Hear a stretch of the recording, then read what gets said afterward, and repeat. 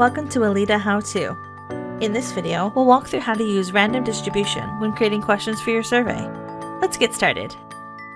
Random distribution allows you to select a group of questions and easily randomize which question will be presented to a participant completing your survey. It can also be used for A/B or concept testing, allowing you to gather meaningful data by showing various groups of questions to different participants. If you currently use even distribution scripting with power surveys, consider switching to random distribution, as it allows you to achieve similar results more quickly in an easy-to-use interface without having to rely on scripting.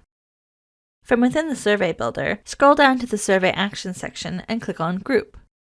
Drag and drop the questions you'd like to randomly distribute into the group.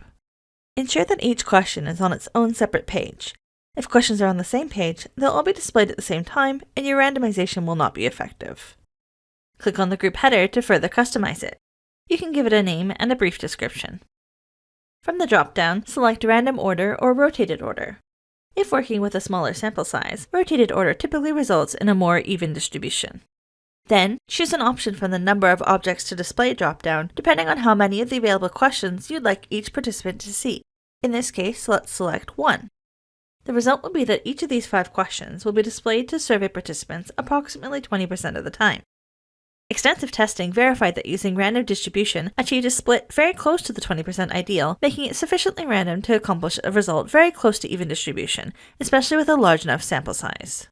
To get started with concept testing, consider using nested groups and a single hidden choice question. This will allow you to capture which concept appeared to each participant. Add your single choice question to the beginning of your survey and title it Concept Assigned.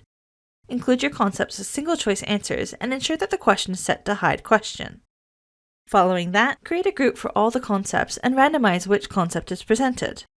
Then, create multiple nested groups within this larger group, one for each concept. Underneath each nested group, use the Set Value option to assign a value to your hidden question for each group. So, for our concept A, we'll set the action accordingly. Repeat the same value setting for each nested group, then fill out the rest of your survey within this framework.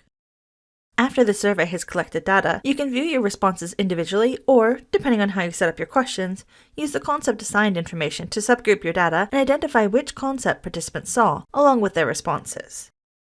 Be sure to check out the survey's web help documentation for additional resources and tips on random distribution and concept testing.